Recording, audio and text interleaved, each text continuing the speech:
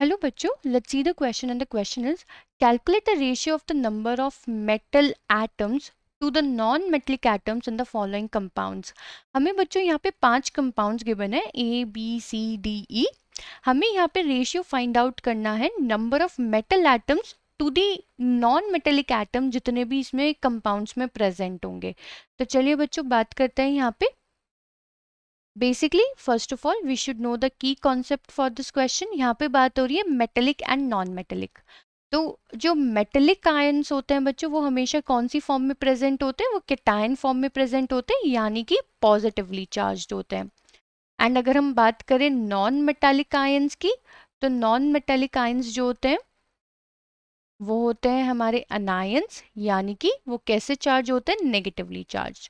तो चलिए आइए एक एक करके सारे कंपाउंड्स को चेक करते हैं। ए पार्ट में हमें गिवन है अमोनियम कार्बोनेट।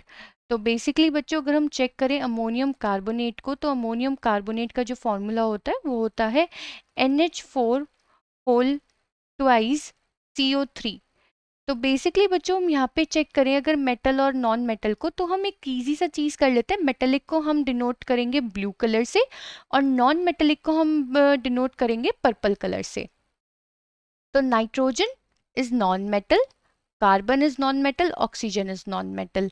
तो अगर हम यहाँ पे देखें, यहाँ पे एक नाइट्रोजन है, एक कार्बन है, 3 ऑक्सीजन है।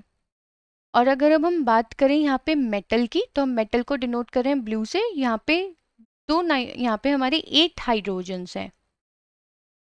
तो यहाँ पे बच्चों 2 नाइट्रोजन प्रेजेंट है, क्योंकि ये ब्रैकेट में है ना। तो हमारे पास कितने नॉन मेटल हो गए टोटल? 2 + 1 3 एंड 3 कितने हो गए ये टोटल हमारे पास? 6। तो हमें यहाँ पे रेशियो फाइंड आउट करना है मेटल्स टू नॉन मेटल्स। तो हमारा यहाँ पे रेशियो हो जाएगा 8:6, बिकॉज 2 + 1 3 एंड 3 दैट इज 6, 8:6। तो ये हमारा रेशियो निकल के आएगा 4:3। तो हमने फर्स्ट पार्ट यहाँ पे सॉल्व कर लिया है। अब हम बात करते हैं अपने बी पार्ट की। तो बी पार्ट है हमारा कैल्शियम हाइपोक्लोराइट। तो बेसिकली बच्चों अगर हम बात करें इसके फॉर्मूला की, तो इसका केमिकल फॉर्मूला होता है CaOCl2। और हम सभी को मालूम है calcium is a metal, cationic form में प्रेजेंट होता है। तो कैल्शियम हमारा यहाँ पे 1 कैल्शियम एंड बाकी के हमारे नॉन मेटल्स O एंड ये OCl होल ट्वाइस होता है बच्चों, O एंड Cl, यानी कि 2 ऑक्सीजन है एंड 2 क्लोरीन है। तो अगर हम देखें सिर्फ एक मेटल है और 4 नॉन मेटल्स है, तो रेशियो कितना हो गया metal to non metallic atoms? 1:4 calcium hypochlorite में। अब हम बात करते हैं अपने सी पार्ट की। तो हमारे पास सी पार्ट है पोटेशियम डाइहाइड्रोजन फॉस्फेट। बेसिकली बच्चों इसका केमिकल फॉर्मूला अब हमें पता होना चाहिए सबसे पहले। तो इसका जो केमिकल फॉर्मूला होता है वो होता है KH2PO4।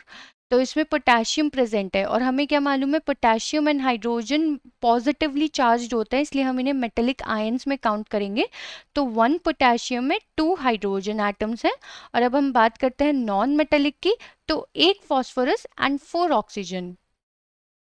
तो टोटल कितने मेटल्स हो गए हमारे पास? टोटल मेटल्स हो गए हैं 3 एंड नॉन मेटल्स हो गए हैं 5। तो रेशियो कितना हो गया? 3:5।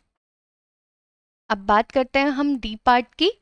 तो डी पार्ट में हमें गिवन है सोडियम डाइक्रोमेट। सोडियम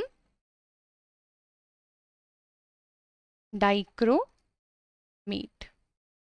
तो सोडियम डाइक्रोमेट का जो केमिकल फॉर्मूला होता है वो होता है Na2Cr2O7।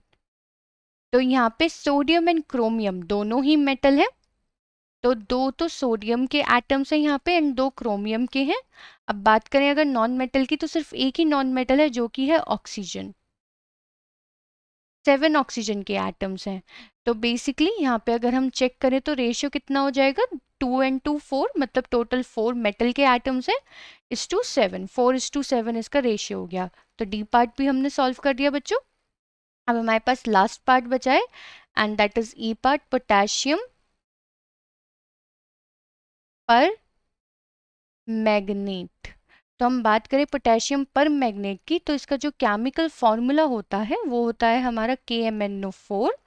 अब KMnO4 में अगर हम यहाँ पे देखें बहुत ध्यान से, तो पोटेशियम एंड मैग्नीज हमारा मेटल होता है, यानी कि 1 पोटेशियम का एटम है एंड 1 मैग्नीज है, यहाँ पे दोनों ही मेटल है।